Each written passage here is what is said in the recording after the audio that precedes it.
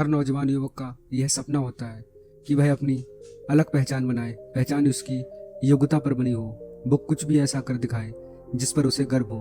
कुछ ऐसा ही सोचना था एक व्यापारी के बेटे का। एक व्यापारी जो शहर का सबसे अमीर व्यक्ति था। उसके पास सब कुछ था, उसके पास किसी चीज की कोई कमी नहीं थी, केवल वह अपने बेटे से परेशान था। एक दिन वह व्यापारी अपने बेटे से कहता है, बेटा तू मेरे साथ व्यापार में हाथ क्यों नहीं बटाता?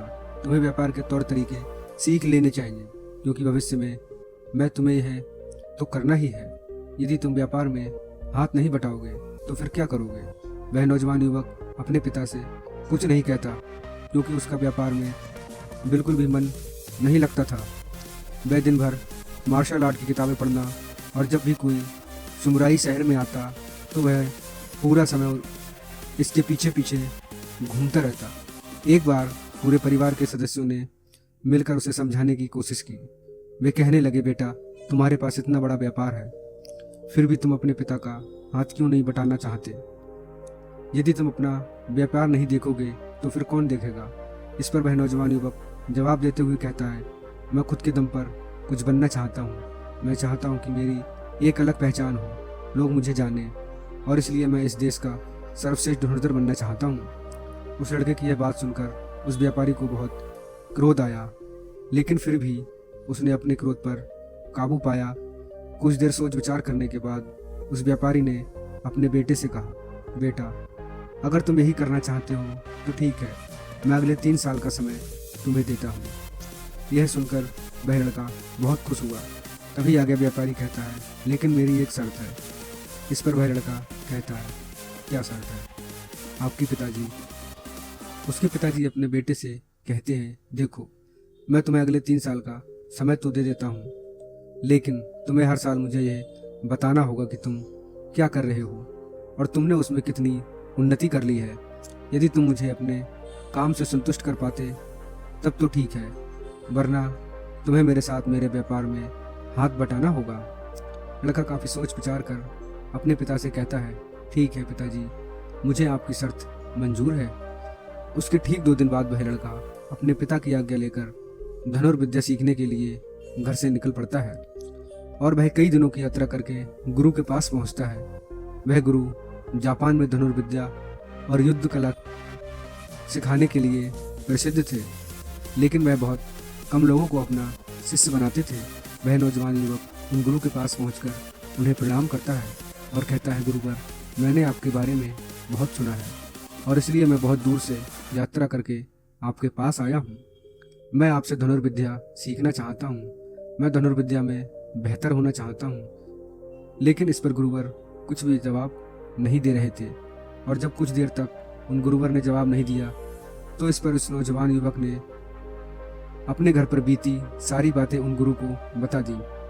उसने यह बता दिया कि किस तरह से उसके पिता ने उसके सामने शर्त रखी है कि यदि वह अपने जीवन में सफल ना हो पाया, उसने अपने जीवन में कुछ गहन ना कर पाया जो वो करना चाहता है, तो उसे उनका व्यापार आगे बढ़ाना होगा।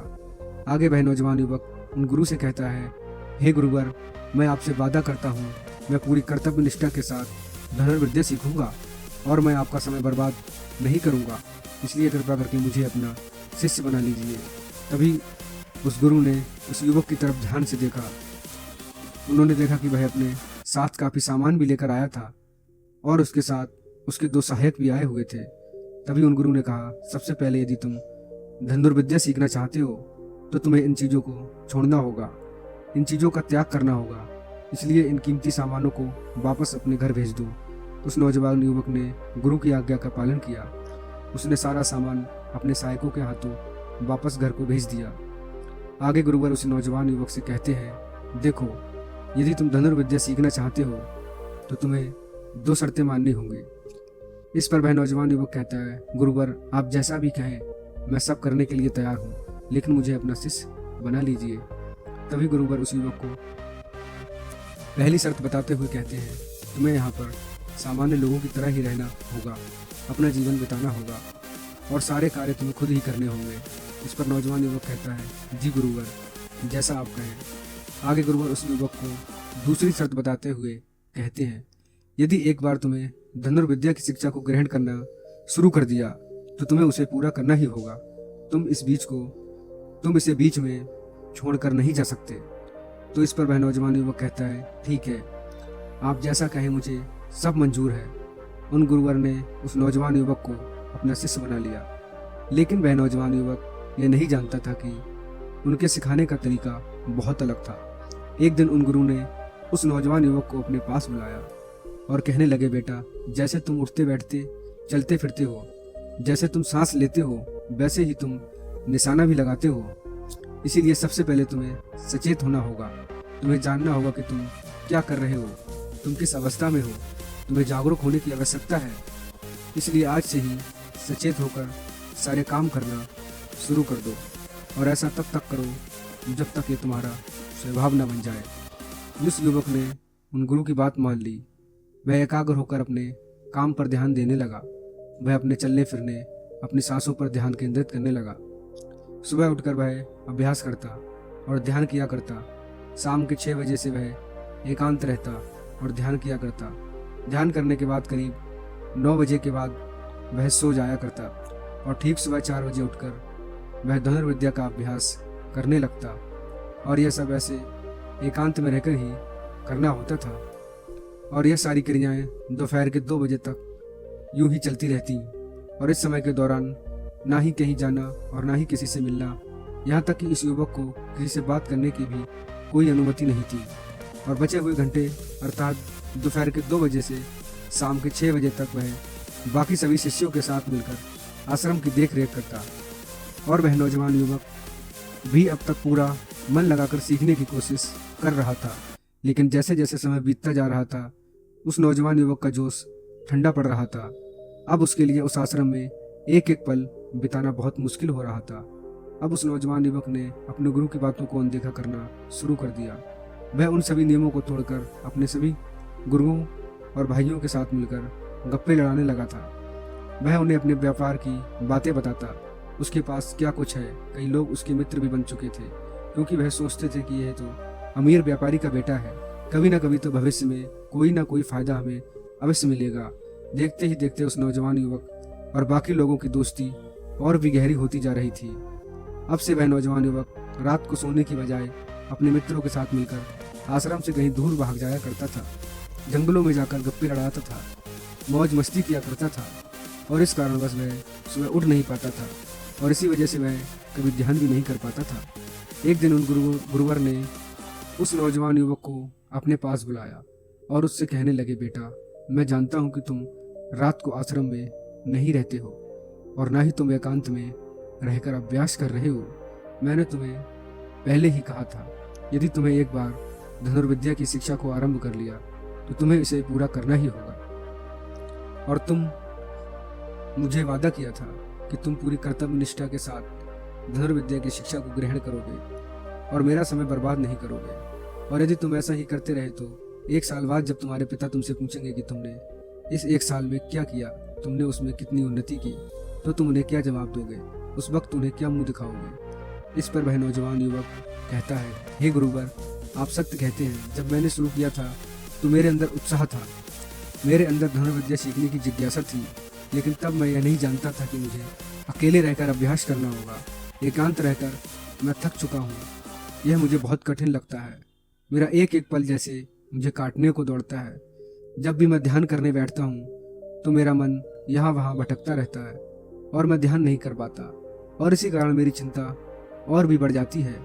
मुझे समझ नहीं आता कि यदि मैं ध्यान नहीं कर पाऊंगा तो मैं अपने अभ्यास को पूरा कैसे कर पाऊंगा।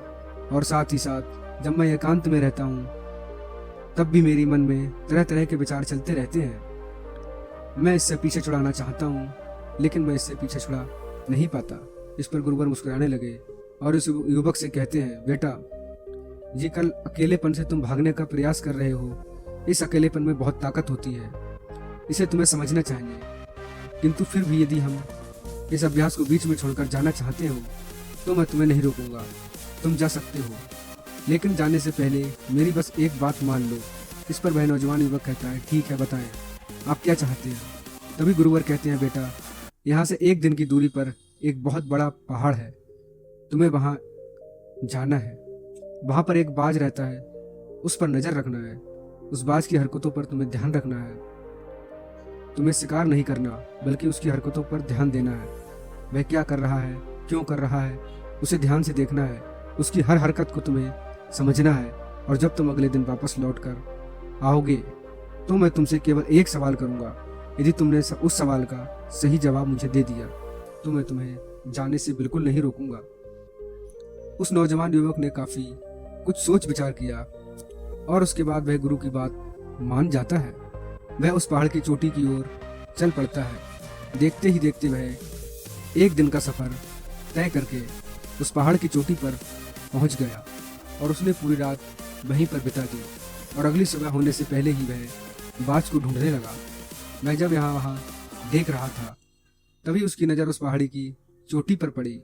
उसने देखा कि एक सुनहरा बाज चट्टान की चोटी पर बैठा हुआ है और पहाड़ियों के नीचे घाटियों की ओर ध्यानपूर्वक देख रहा है। वह नौजवान युवक उस बाज को देखकर चुप हो गया और छुपकर उसकी सारी हरकतों पर नजर रखने लगा। उस नौजवान युवक ने देखा कि कुछ चारवाहे अपनी बकरियों को उस घाटी में चराने के लिए लेकर आए। तभी उस युवक की नजर उस पर पड़ी जो एकदम शांत बैठा हुआ था। लेकिन तभी अचानक उसने उड़ान भरी और नीचे की एक ओर गोता लगाने लगा। वह चारवाहे के पास पहुंचा। जब तक चारवाहे की नजर उस बाज पर पड़ती तब तक उसने उन बकरियों में से एक बकरी के बच्चे को अपने पंजों में दबोचा और उसे ले उड़ा। जब तक चारवाहे की कुछ समझ में आता तब तक शिकार हो चुका था। नौजवान युवक को यह देखकर बहुत हैरान रह गया। ये समझ चुका था कि आखिर गुरु ने इस चोटी पर क्यों भेजा है। वहां से वापस अपने गुरु के पास लौटा और उसने वहां पर बीती हुई सारी बात गुरु जी को सुना दी। इस युवक से गुरु जी कहते हैं, अच्छा तो तुम मुझे यह बताओ कि तुमने वहां पर क्या शिक्षा ली। तभी वह नौजवान युवक कहता है, गुरुवर बाज बहुत ही चालाक है। काफी देर तक यूं ही शांत रहा, लेकिन जैसे ही उसने अपना शिकार नजर आया उसने शिकार किया और एक उड़ान भरी और उड़ान के साथ वह अपने शिकार को ले उड़ा। इससे हमें यह समझने को मिलता है कि वह बहुत ही चतुर और चालाक है और साथ ही साथ वह बहुत तेज भी है। इस पर गुरुवर हंसते हुए कहते हैं, बेटा उस बाज को तुमने आज देखा है, लेकिन यदि इसे तुमने करीब 2 महीने पहले देखा होता तो तुम उस पर यकीन नहीं कर पाते। ऐसे बाज केवल पहाड़ी इलाकों में ही होते हैं।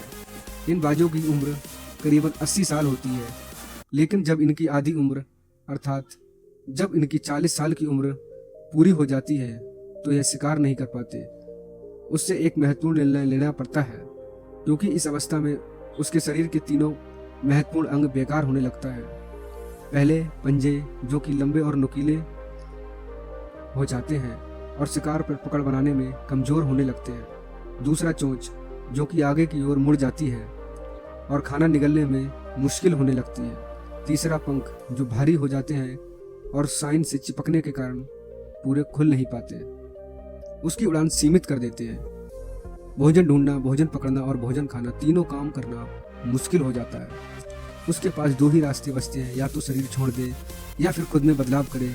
उनका शरीर मृत्यु की ओर बढ़ने लगता है, लेकिन उनकी विशेषता तो यह है कि वह बाज अपनी मृत्यु को स्वीकार नहीं करते। जहाँ पहले रास्ता सरल और तुरंत समाधान देने वाले आए, वहीं दूसरा अत्यंत पीड़ा और लंबा और खुद में बदलाव करता है। वह धीरे धीरे उड़ान भरकर किसी जगह पर जाकर पहुंचते हैं जहां बहुत शांति होती है और वह अपना घोंसला बनाता है। फिर वहां पर जाकर वह सबसे पहले अपनी कमजोरी अर्थात अपनी उस मुड़ी हुई चोंच को पत्थर पर मार मार कर उसे तोड़ देता है। अपनी चोंच तोड़ने से ज्यादा पीड़ा क्या हो सकती है।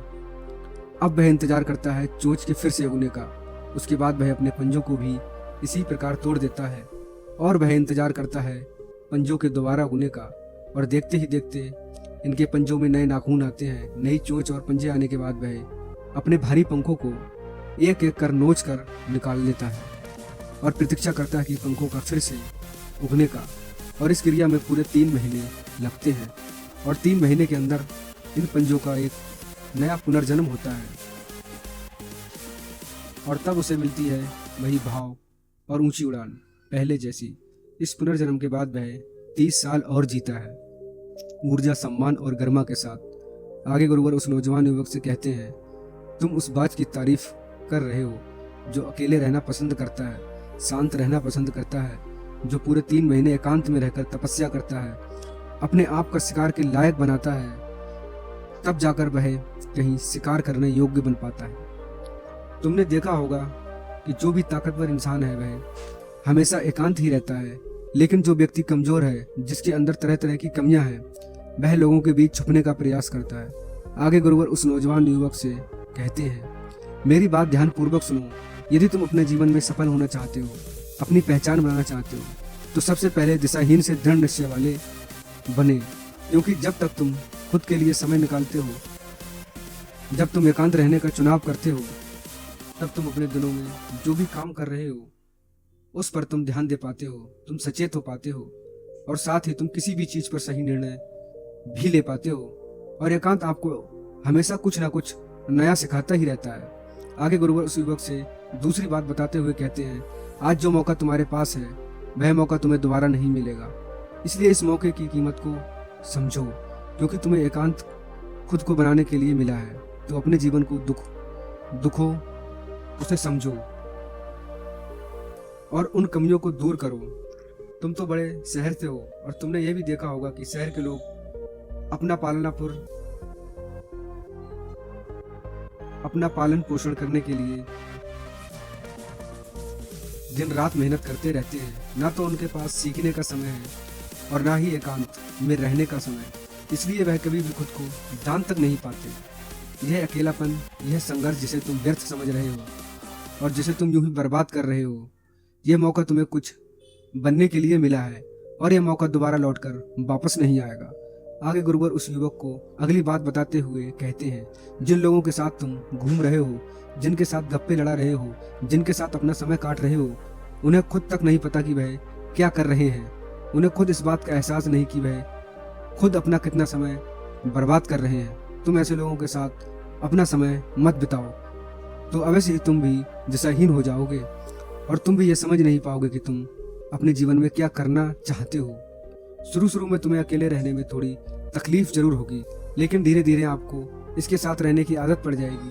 इसलिए अकेलेपन का इस्तेमाल एकांत रहने के लिए करो और अपना उद्देश्य याद रखो। यह याद करो कि तुम यहाँ पर क्यों आए थे और तुमने अपने जीवन में क्या लक्ष्य तय किया था। गुरुवर इतना कहने के बाद वह नौजवान युवक रोने लगा। इन सभी बातों को ध्यान करके उस नौजवान युवक ने यह निश्चय किया कि वो आश्रम छोड़कर कभी कहीं नहीं जाएगा जब तक कि वह अपने उस लक्ष्य को प्राप्त नहीं कर लेता। यहाँ पर एक सर्वश्रेष्ठ धनुर्धर बनने आया था और वह यहाँ से सर्वश्रेष्ठ धनुर्धर बनकर ही जाएगा। इसके बाद वह अगले ही दिन से अभ्यास में पूरी तरह से लीन हो गया। दोस्तों, यदि आप अपने जीवन में अपनी पहचान बनाना चाहते हैं, अपने जीवन में कोई लक्ष्य प्राप्त करना चाहते हैं, तो कुछ अलग करने का प्रयास करो। यदि आपको कोई लक्ष्य हासिल करना है, अधिक अपने प्रयास को छोड़कर केवल अपने अभ्यास पर ध्यान केंद्रित करें और देखना कि आप जरूर ही अपने लक्ष्य को प्राप्त कर पाएंगे। दोस्तों, आपने आज के इस वीडियो से क्या सीखा वह मुझे कमेंट में बता सकते हैं। मैं उम्मीद करता हूँ आपको आज की वीडियो पसंद आई होगी, तो इस वीडियो को उस इंसान को शेयर करें और इस ठीक बाद इस चैनल को सब्सक्राइब करें। तो चलिए फिर मिलते हैं ऐसी एक और नई वीडियो में। तब तक के लिए अपना ख्याल रखें। धन्यवाद।